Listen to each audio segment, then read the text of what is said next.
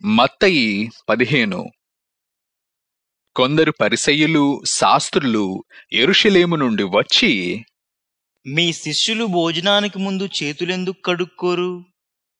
పెద్దలు నియమించిన ఆచారాల్ని వాళ్ళెందుకు ఉల్లంఘిస్తున్నారు అని అడిగారు. యేసు ఈ విధంగా సమాధానం చెప్పాడు. మీ ఆచారాల కోసం దేవుని ఆజ్ఞల్ని ఎందుకు ఉల్లంఘిస్తున్నారు? దేవుడు తల్లిదండ్రుల్ని గౌరవించు అని అన్నాడు. అంతేకాక తల్లిదండ్రుల్ని దూషించిన వానికి మరణదండన వేయవలెను అని కూడా చెప్పాడు.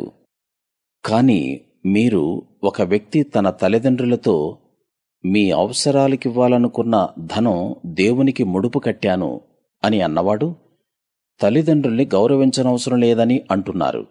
అంటే మీరు మీ ఆచారం కోసం దేవుని మాటను కాదంటున్నారన్నమాట. మీరు మోసగాళ్ళు. యెషయా మిమ్మల్ని గురించి సరిగ్గా ముందే చెప్పాడు. అతడు, ఈ ప్రజలు నన్ను పెదాలతో గౌరవిస్తారు, కాని వాళ్ళ హృదయాలు నాకు దూరంగా ఉంటాయి. వాళ్ళ ఆరాధనలు వ్యర్థం. వాళ్ళ బోధనలు మానవులు సృష్టించిన ఆజ్ఞలతో సమానం అని అన్నాడు. యేసు ప్రజల్ని తన దగ్గరకు రమ్మని పిలిచి వాళ్ళతో, విని అర్థం చేసుకోండి. మానవుని నోటిలోకి వెళ్ళేదేది అతణ్ణి అపవిత్రం చెయ్యదు. అతని నోటి నుండి వచ్చే మాటలు అతణ్ణి అపవిత్రం చేస్తాయి అని అన్నాడు. ఆ తరువాత ఆయన శిష్యులు వచ్చి, మీరన్నది విని పరిసయ్యులు కోపగించుకున్నారని మీకు తెలుసా అని అడిగారు. యేసు సమాధానంగా, పరలోకంలో ఉన్న నా తండ్రి నాటని ప్రతి మొక్క వేర్లతో పెరికివేయబడుతుంది. వాళ్ళ విషయాన్ని వదిలేయండి.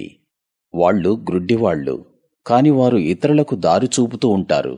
గ్రుడ్డివాడు గ్రుడ్డివానికి దారి చూపితే ఇద్దరూ గోతిలో పడతారు అని అన్నాడు.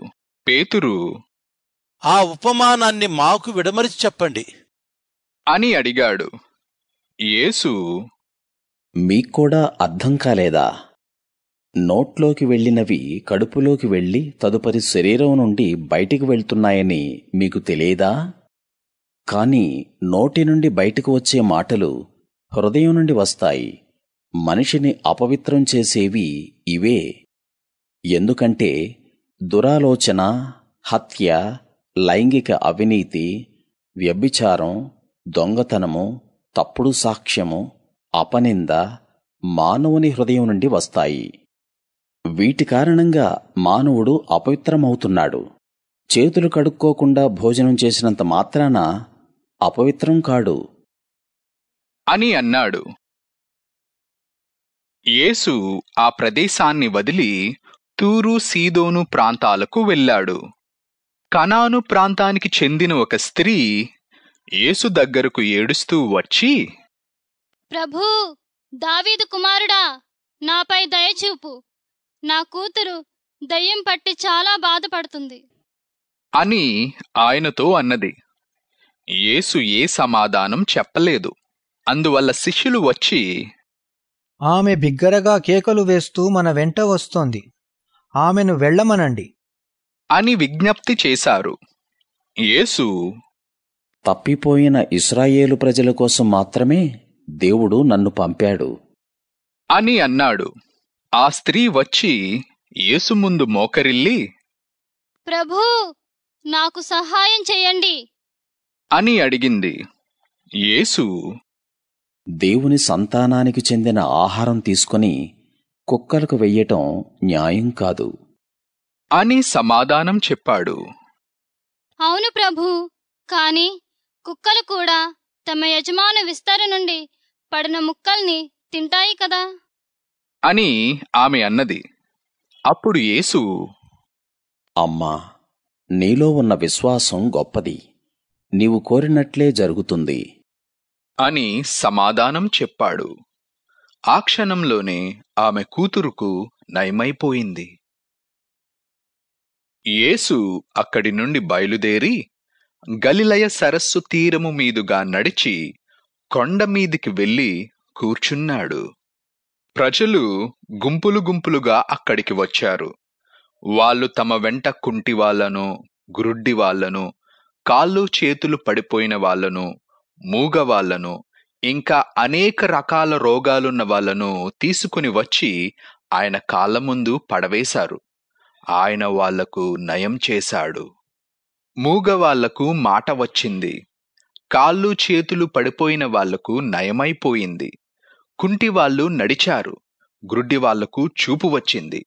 ఇవన్నీ జరగటం చూసి ప్రజలు ఆశ్చర్యపడి ఇశ్రాయేలు దేవుణ్ణి స్తుతించారు. యేసు తన శిష్యుల్ని పిలిచి వాళ్ళతో, వీళ్ల పట్ల నాకు చాలా జాలి వేస్తోంది. వాళ్ళు 3 రోజుల నుండి నా దగ్గరే ఉన్నారు. వాళ్ళ దగ్గర తినటానికి ఏమీ లేదు. వాళ్లను ఆకలితో పంపటం నాకిష్టం లేదు. అలా పంపివేస్తే వాళ్ళు దారిలో మూర్ఛపడిపోతారు అని అన్నాడు. ఆయన శిష్యులు సమాధానంగా, ఈ మారుమూల ప్రాంతంలో అందరికీ సరిపోయే రొట్టెలు ఎక్కడ దొరుకుతాయి అని అన్నారు. మీ దగ్గర ఎన్ని రొట్టెలున్నాయి? యేసు అడిగాడు. 7 రొట్టెలు, కొన్ని చేపలు ఉన్నాయి అని వాళ్ళు సమాధానం చెప్పారు. యేసు ప్రజల్ని కూర్చోమన్నాడు. ఆ తరువాత ఆ 7 రొట్టెల్ని చేపల్ని తీసుకుని దేవునికి కృతజ్ఞతలు చెప్పి వాటిని విరిచి శిష్యులకు ఇచ్చాడు. శిష్యులు వాటిని ప్రజలకు పంచిపెట్టారు. అందరూ సంతృప్తిగా తిన్నారు.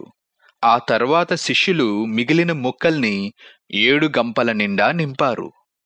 స్త్రీలు, చిన్నపిల్లలు కాక 4,000 మంది పురుషులు ఆ రోజు అక్కడ భోజనం చేశారు. యేసు ప్రజల్ని పంపేశాక పడవనెక్కి మగదాను ప్రాంతానికి వెళ్ళాడు.